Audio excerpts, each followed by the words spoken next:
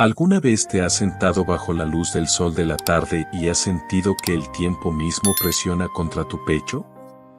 No dolor, no agotamiento, sino algo más silencioso. Un peso que no puedes nombrar. Hablamos a menudo sobre los desafíos físicos de envejecer. Las articulaciones adoloridas, la vista que falla, los medicamentos que se multiplican en la encimera de la cocina. Pero ¿y si la carga más pesada de hacerse mayor no tiene nada que ver con tu cuerpo? ¿Y si vive en las verdades no dichas que cargamos, en las realidades que sentimos pero nunca expresamos, en los cambios que percibimos pero no nos atrevemos a reconocer?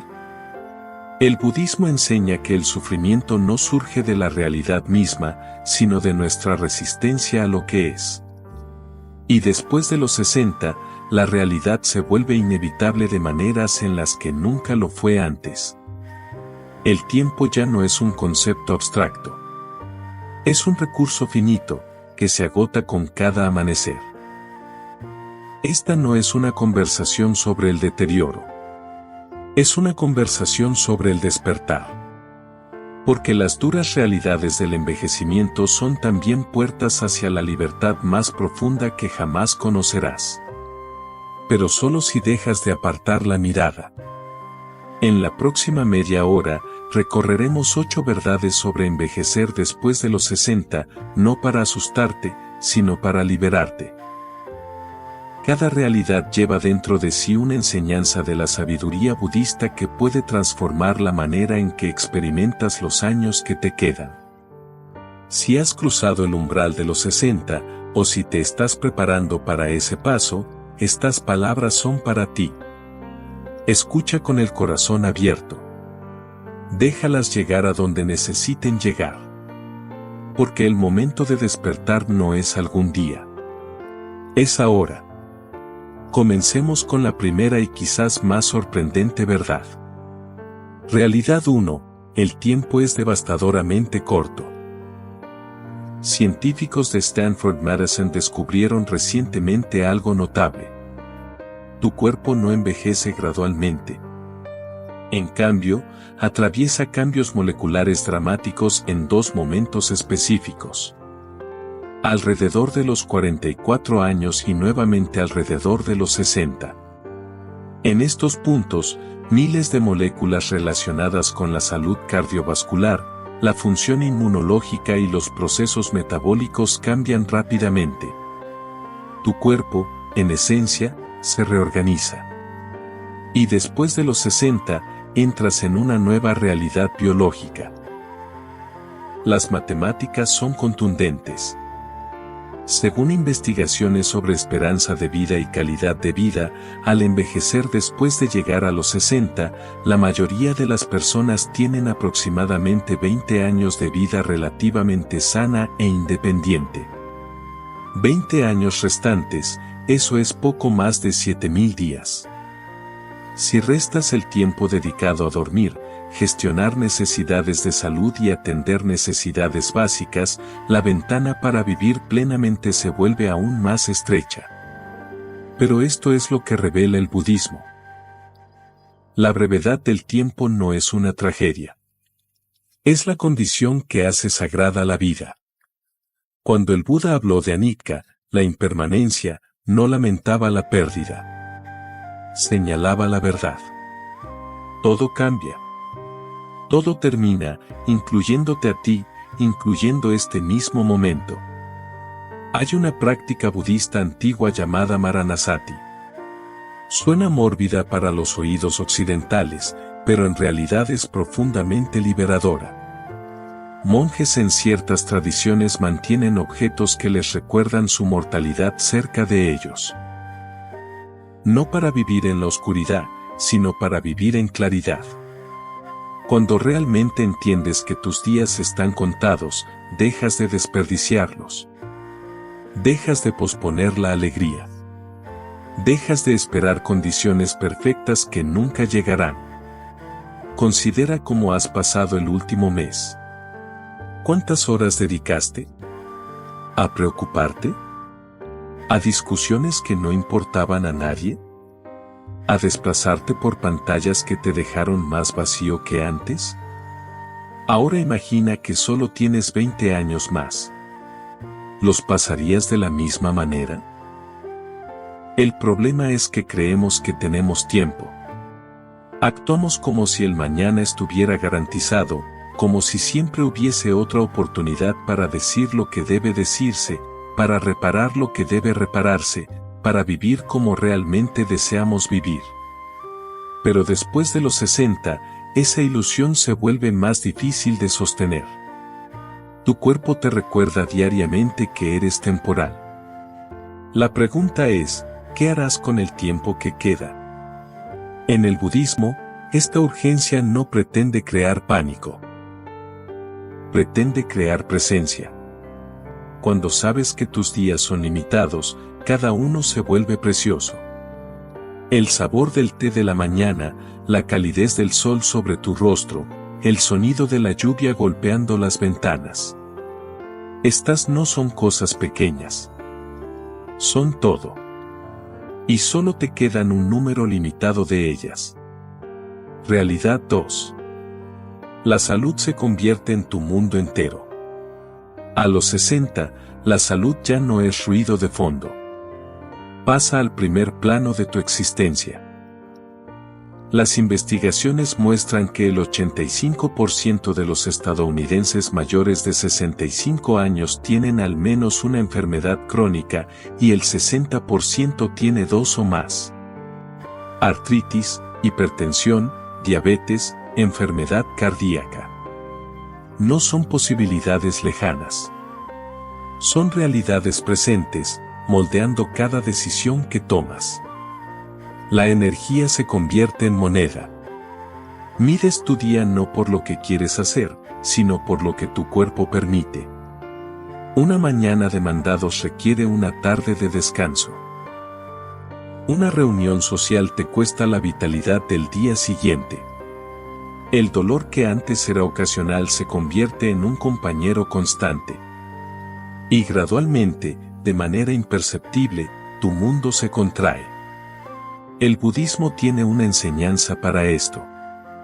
La primera noble verdad, dukkha, a menudo traducida como sufrimiento, pero más precisamente entendida como insatisfacción.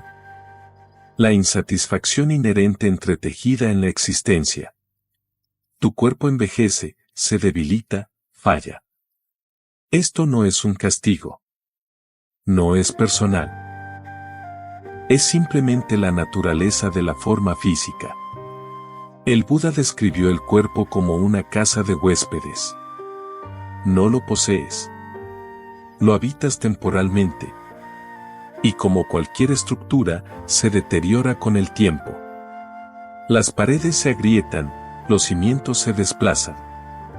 El techo empieza a gotear. Puedes mantenerlo con cuidado, pero no puedes detener la decadencia. Luchar contra esta verdad crea sufrimiento. Aceptarla crea paz. Hay una historia de un monje anciano cuyas manos temblaban tanto que ya no podía sostener su taza de té con firmeza. Sus estudiantes temían que esto le produjera tristeza. Pero cuando le preguntaron, él sonrió y dijo, el temblor no perturba el té. Solo mi apego a la quietud perturba mi mente. Esta es la distinción que hace el budismo. El dolor es inevitable. El sufrimiento es opcional. El dolor es la sensación física.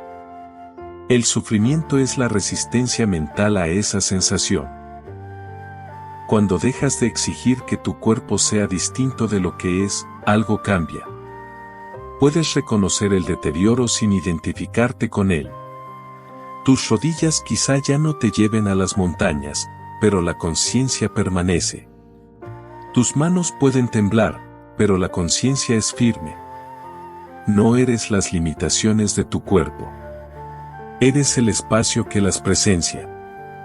Esto no significa descuidar tu salud. Significa entender que tu valor no está determinado por tu capacidad física. La cultura te enseña que productividad es igual a valor. El budismo te enseña que ser es suficiente. Tu cuerpo envejecido no es un fracaso. Simplemente está haciendo lo que todos los cuerpos hacen, regresar a la tierra de la que vinieron. Realidad 3. La familia desaparece lentamente. Después de los 60, empiezas a perder personas. No metafóricamente, sino literalmente. Los padres fallecen si no lo han hecho ya. Los hermanos desarrollan enfermedades graves. Amigos de toda la vida desaparecen de tu vida, a veces por muerte, a veces por mudanza, a veces por el lento desliz de prioridades cambiantes. Incluso tus hijos, si los tienes, se ocupan de sus propias vidas, sus propias luchas, sus propias familias. El círculo que una vez te rodeó comienza a adelgazar. La investigación indica que aproximadamente el 27% de los adultos mayores viven solos, con tasas significativamente más altas entre las mujeres. Para muchos, la casa que alguna vez vibró con actividad se convierte en una catedral de silencio. El teléfono que solía interrumpir la cena ahora permanece quieto durante días. Las fiestas que antes requerían múltiples mesas ahora permiten sentar a todos en una sola. En el budismo hay una enseñanza llamada anatta. Señala una verdad liberadora. Nadie te pertenece realmente. Ni tu esposo, ni tus hijos, ni tus amigos más queridos. No son posesiones. Son compañeros temporales en un viaje compartido. Cada relación existe dentro de condiciones. Y cuando las condiciones cambian, las relaciones cambian. Aferrarse a lo que ya se fue crea sufrimiento. Aceptar la impermanencia crea espacio para la gratitud. Hay una parábola sobre una mujer llamada Kisa Gotami, quien acudió al Buda cargando a su hijo muerto, rogándole que devolviera la vida al niño. El Buda le dijo que lo haría, pero primero debía traerle una semilla de mostaza de un hogar que nunca hubiera conocido la muerte. Ella fue de puerta en puerta por la aldea. Cada casa había perdido a alguien. Un padre, un hijo, un hermano, un amigo. La muerte los había tocado a todos. Cuando volvió con las manos vacías, comprendió que la pérdida no era única para ella. Es la experiencia humana universal. En ese momento, su dolor no desapareció, pero su sensación de aislamiento sí. Después de los 60, vives esta verdad íntimamente. Las personas que amas se irán, o tú te irás antes. De cualquier manera, la separación es inevitable.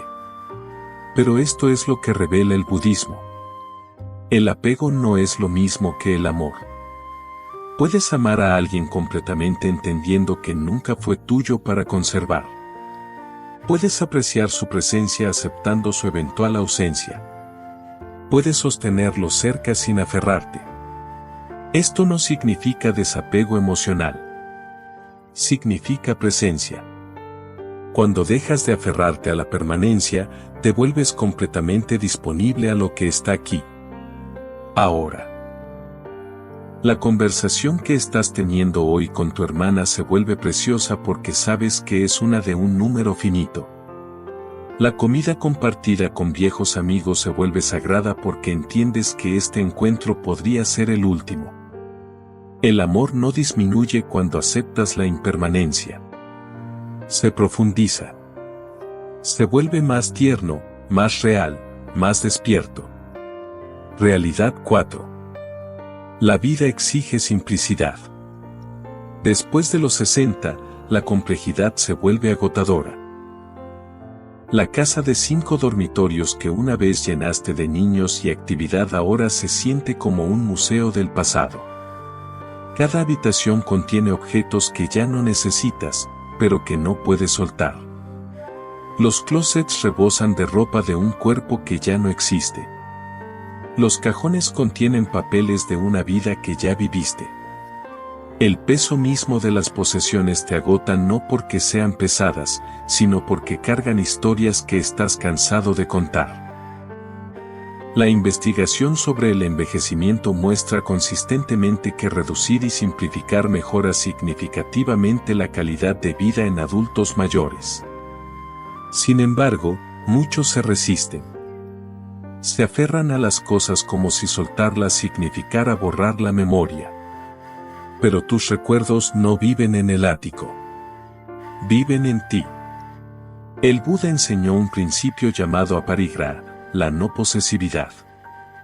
Aparece en varias formas en las tradiciones budistas, siempre señalando la misma verdad. La libertad llega a través del desprendimiento, no de la acumulación. Cada objeto que posees requiere energía. Energía para mantenerlo, para guardarlo, para preocuparte por él, para finalmente desecharlo. Después de los 60, la energía es tu recurso más preciado. Gastarla en lo innecesario es una forma de autotraición. Hay una historia de una mujer de 82 años que se mudó de una casa de 5 habitaciones a una pequeña cabaña. Sus hijos temían que se sintiera disminuida. Pero cuando la visitaron, ella dijo algo que nunca olvidaron. Por primera vez en décadas, veo la luz del sol en el piso, no polvo en los estantes. Tengo espacio para respirar, no cosas que atender. Ella no había perdido nada. Había recuperado algo de sí misma. El desorden físico y el desorden emocional están entrelazados. Las cosas que te niegas a soltar suelen representar sentimientos que te niegas a enfrentar. Esa caja de ropa de tu difunto esposo. Conservarla no lo mantiene vivo. Esa pila de libros sin leer. Acumularlos no te hace más culto.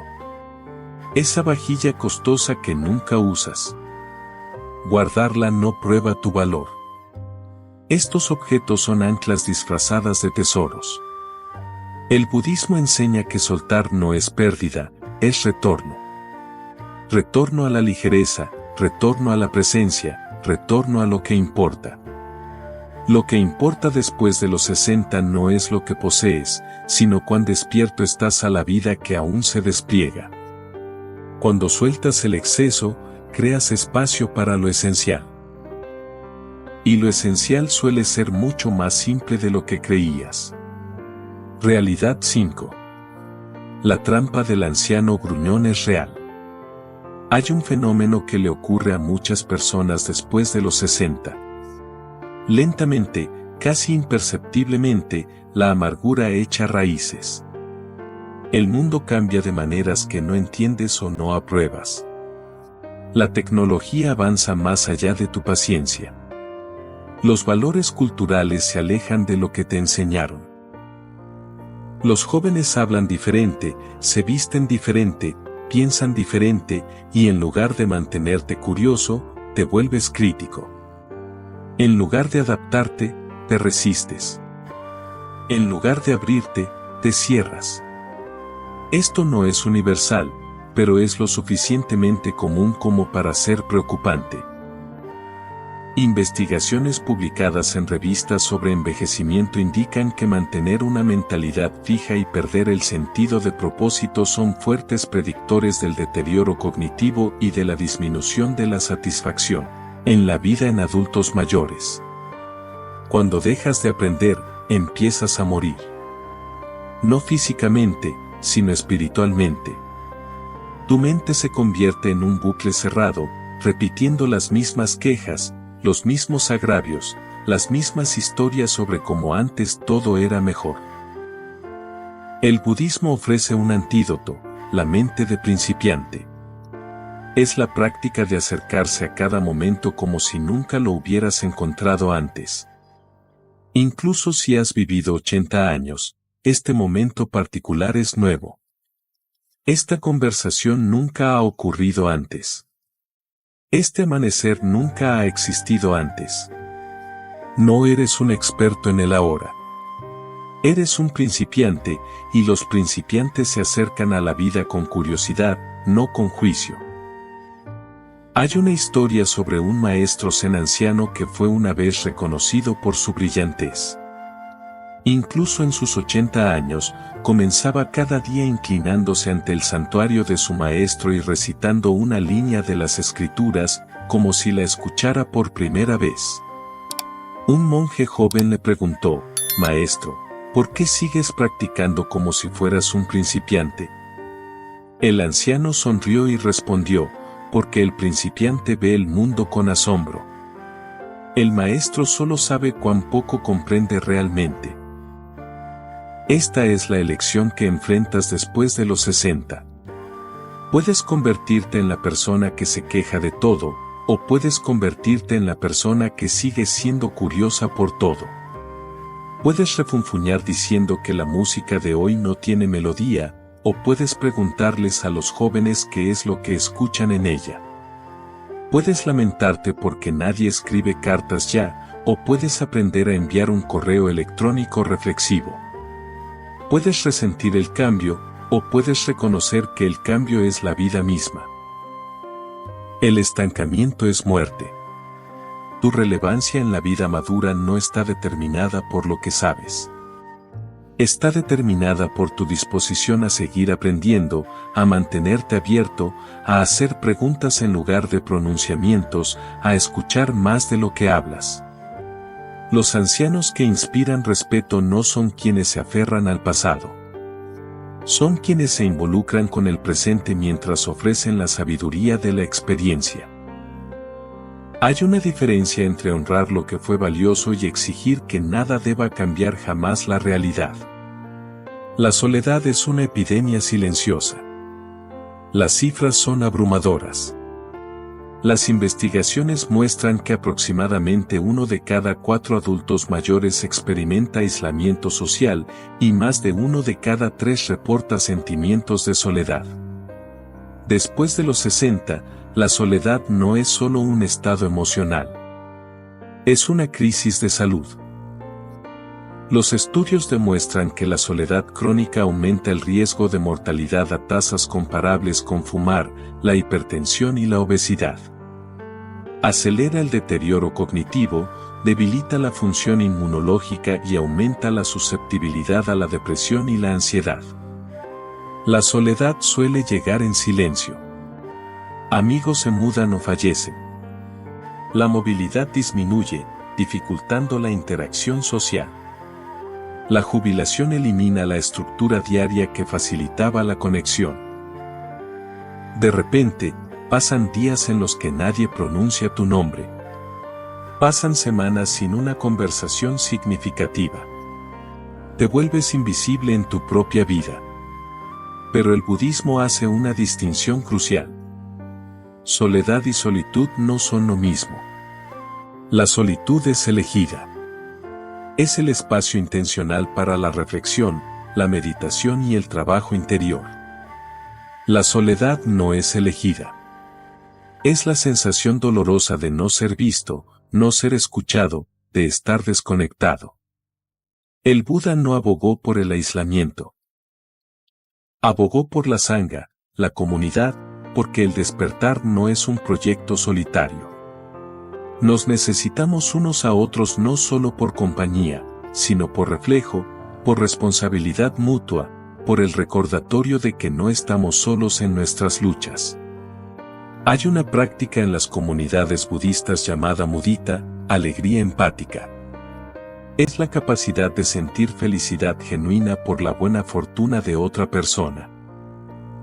Cuando cultivas mudita, nunca estás verdaderamente solo, incluso en aislamiento, porque permaneces conectado al bienestar de todos los seres. Cuando alguien tiene éxito, te alegras. Cuando alguien sana, celebras. Participas de la alegría del mundo, incluso cuando tu propia vida se siente vacía. Las investigaciones también revelan algo poderoso. Tener un sentido de propósito reduce drásticamente los sentimientos de soledad. Cuando te involucras en actividades que te importan, ya sea voluntariado, enseñanza, creación o simplemente estar presente para otros, la soledad afloja su agarre. Dejas de sentirte invisible porque estás participando activamente en la vida, no como espectador, sino como contribuyente. Un hombre de 70 años se unió a un jardín comunitario no porque amara la jardinería, sino porque ya no soportaba el silencio de su apartamento. En pocos meses, conocía a 30 personas por nombre. Compartían semillas, historias y comidas ocasionales. No estaba menos solo porque hubiera conquistado la soledad con fuerza de voluntad. Estaba menos solo porque se puso en proximidad con otros y permitió que la conexión ocurriera naturalmente. La soledad después de los 60 no es inevitable, pero sí requiere acción intencional. No puedes esperar a que otros se acerquen a ti. Tienes que acercarte tú. Únete a una clase, asiste a un grupo de meditación, haz voluntariado en una biblioteca, participa en algo, lo que sea que te lleve al contacto con otros seres humanos. La conexión no requiere perfección. Solo requiere presencia. La inseguridad financiera persigue a la mayoría de los adultos mayores. Aquí hay una realidad que muchos sienten vergüenza de decir en voz alta.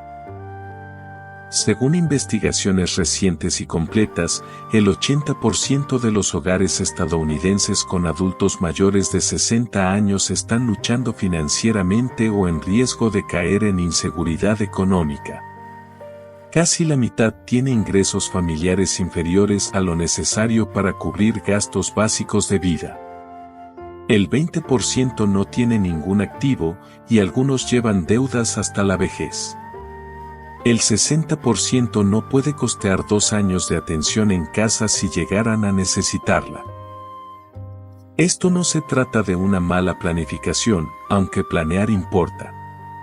Se trata de realidades sistémicas.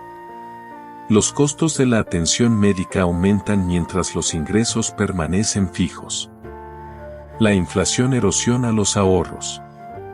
Las emergencias médicas inesperadas vacían cuentas construidas durante décadas. Los supuestos años dorados se convierten en años de desesperación silenciosa, donde cada compra requiere cálculo y cada gasto genera ansiedad. El budismo no descarta las preocupaciones materiales. El camino medio reconoce que tanto la pobreza extrema como la riqueza extrema obstruyen el desarrollo espiritual. Necesitas lo suficiente, no exceso, pero sí lo suficiente para comida, refugio y seguridad básica. Cuando eso falta, el miedo domina la conciencia. Se vuelve casi imposible practicar la presencia cuando estás aterrorizado por cómo comerás el próximo mes. Pero el budismo también enseña algo esencial. Tu valor no está determinado por tu cuenta bancaria. La cultura te condiciona a medir tu valor a través de la riqueza. Pero no eres tus posesiones. No eres tu estado financiero. No eres tu capacidad de mantenerte en los términos que la sociedad considera aceptables. Eres un ser consciente, digno de respeto, independientemente de tus circunstancias económicas. Hay una historia de un anciano que perdió la mayor parte de sus ahorros en una crisis financiera. Sus hijos ofrecieron ayudar, pero él se negó por orgullo. Durante meses luchó en silencio hasta que un amigo lo invitó a un programa comunitario de comidas. Al principio se sintió avergonzado, pero gradualmente se dio cuenta de algo. Las personas reunidas allí no estaban definidas por su carencia. Eran personas con historias, con sabiduría, con risas. Su situación financiera no había disminuido su humanidad. Solo su apego a cierta imagen de sí mismo le causaba dolor. Si enfrentas inseguridad financiera después de los 60, hay recursos disponibles. Existen programas para ayudar con alimentos, atención médica y vivienda. Pedir ayuda no es debilidad. Es sabiduría. Y si estás financieramente estable, considera lo que puedes ofrecer a otros. No solo dinero, sino tiempo, atención, respeto. La riqueza no es la única moneda. La presencia es riqueza. La bondad es riqueza. La sabiduría es riqueza. Realidad. 8. El propósito en la vida determina si sobrevives o prosperas. De todas las realidades que hemos explorado, esta puede ser la más crítica. Investigaciones publicadas en importantes revistas médicas demuestran de forma concluyente que tener un fuerte sentido de propósito en la vida prolonga significativamente la longevidad y protege contra el deterioro. Los estudios muestran que las personas con un propósito alto experimentan un 13% menos riesgo de debilidad en el agarre, un 14% menos riesgo de caminar lentamente y tasas significativamente menores de discapacidad y mortalidad. En un estudio, quienes tenían el mayor sentido de propósito redujeron su riesgo de muerte en un 15% en comparación con aquellos con el menor sentido de propósito. El propósito no trata de logros grandiosos. Se trata de importar. De saber que tu existencia marca una diferencia, por pequeña que sea, que contribuyes con algo, incluso si es solo amabilidad en el camino, que tu vida sirve a algo más allá de tu comodidad inmediata. Después de los 60, muchas personas pierden el propósito sin darse cuenta. Las carreras terminan. Los hijos se vuelven independientes. Los roles que alguna vez te definieron se evaporan. Y si has ligado tu identidad exclusivamente a esos roles, te quedas con una pregunta devastadora. ¿Quién soy ahora? ¿Qué es mi vida? El budismo ofrece un marco, el camino del bodhisattva. Un bodhisattva es quien dedica su vida a aliviar el sufrimiento de los demás, no mediante actos heroicos, sino a través de una compasión constante. No necesitas salvar al mundo. Solo necesitas presentarte para el rincón del mundo que ocupas. Ayuda a un vecino, carga unas bolsas del supermercado. Escucha a alguien que se siente no escuchado. Haz voluntariado en alguna organización local. Enseña algo que sabes a quien quiere aprender. Ofrece presencia, atención, bondad. También está el concepto de Ikigai, un término japonés relacionado estrechamente con la filosofía budista, que significa una razón de ser. Se descubre en la intersección de lo que amas, lo que se te da bien, lo que el mundo necesita y lo que te sostiene. Después de los 60, tienes el regalo del tiempo y la experiencia. Puedes finalmente perseguir lo que genuinamente te llama, no lo que otros esperan de ti. Una mujer de 89 años comenzó a grabar cuentos para dormir para niños cuyos abuelos habían fallecido. Los subió en línea. Miles de niños los escucharon. Ella dijo, pensé que nadie necesitaba mi voz ya. Pero resulta que sí. Y yo también la necesitaba. Encontró propósito no buscándolo, sino ofreciendo lo que tenía para dar. Otro hombre de 86 comenzó a tomar clases de Tai Chi, no para convertirse en maestro, sino para sentirse elegante otra vez. Dijo, no sabía que aún podía moverme con belleza. Su propósito no estaba en el logro. Estaba en recuperar una sensación de vitalidad. El propósito después de los 60 no se trata de productividad. Se trata de presencia. Se trata de vivir con intención, con conciencia, con el entendimiento de que cada día que despiertas es un día en el que puedes elegir importar, no porque lo ganes, sino simplemente porque estás aquí. Y estar aquí, despierto, involucrado, es en sí mismo una forma de servicio. Hagamos una pausa un momento y observemos. 8 realidades duras. El tiempo es breve. La salud lo es todo. la familia desaparece. La simplicidad es necesaria. La amargura amenaza. La soledad es real. La inseguridad financiera es generalizada. El propósito determina tu calidad de vida. Estas no son abstracciones. Son la experiencia vivida de millones de personas mayores de 60. Pero observa algo. Cada realidad contiene en sí una puerta hacia la libertad. La brevedad del tiempo hace que cada momento sea precioso. El declive de la salud enseña el desapego del cuerpo. La pérdida de la familia revela la universalidad de la impermanencia. La simplificación crea espacio para lo que importa. Resistir la amargura te mantiene curioso. Enfrentar la soledad motiva la conexión. La lucha financiera revela lo que realmente es valioso.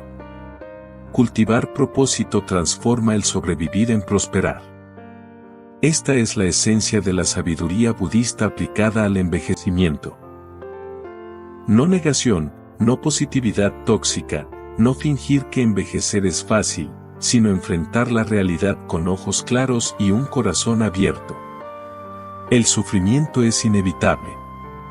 Cómo te relacionas con el sufrimiento es tu elección. El Buda enseñó las 4 nobles verdades. Primero, el sufrimiento existe. Segundo, el sufrimiento tiene causas. Tercero, el sufrimiento puede cesar.